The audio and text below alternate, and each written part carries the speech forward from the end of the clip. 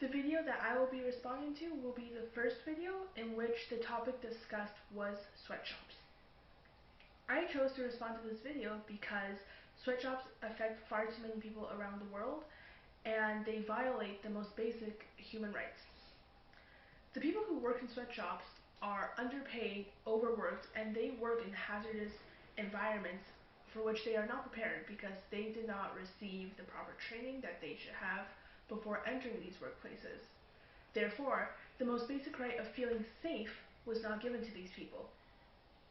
Moreover, sweatshops often cut corners in order to make bigger profits, and oftentimes they will ignore regulations on not only the health and safety of their workers, but also regulations pertaining to pollution.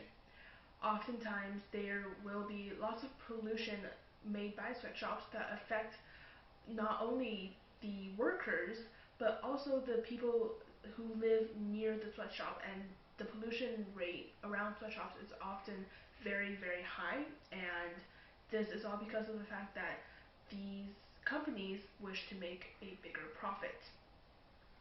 Something else I'd like to say is that sweatshops isn't an issue that cannot be resolved as many people see it, due to the fact that they see it as a big way that companies can make a profit, and that the economy of these developing countries could use this profit.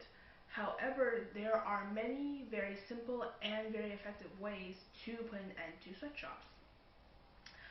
I feel that if everyone partook in the action of stopping the sweatshops, they will be gone very quickly and very cleanly. What I think needs to be done about this issue is, first of all, to educate people about this issue.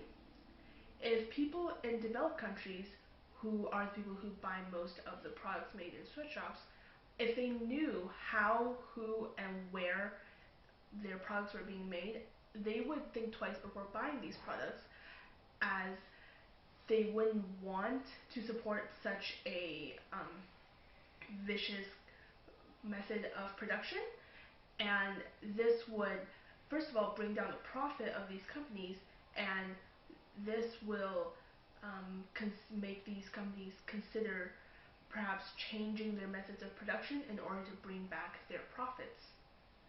Something else that could be done is that we could donate to those charities that advocate against sweatshops, because if we were to give some of the money that we don't necessarily need to people in need in developing countries, which is where most sweatshops are primarily found, we could improve their standards of living immensely.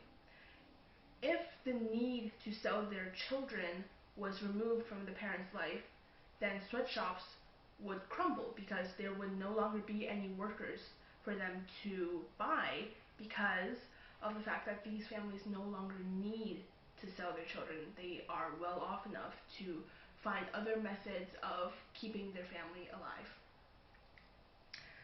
If I were to take an action against sweatshops, I would probably donate the money that I don't necessarily need to survive to charities to actively advocate and take action against sweatshops. These charities will both educate people about sweatshops, and they will actively try to bring down the poverty rate in developing countries. Education is the first step to change, which is why I feel that donating to these charities is so important. And if we were to tackle the problem of sweatshops at its core, which is poverty, then we would be very effectively eradicating this issue. Also, if these charities were to perhaps get into contact with the federal government of Canada, that would also provide a very effective way of putting an end to sweatshops.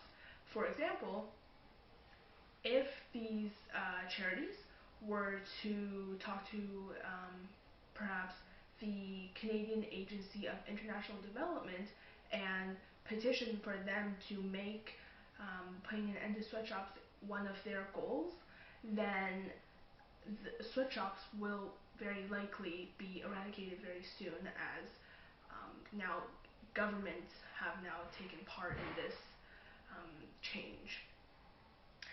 So instead of buying those unnecessary luxuries, if I were to put my money to better use, I feel like I could very likely contribute to saving the lives of countless children and women across the world.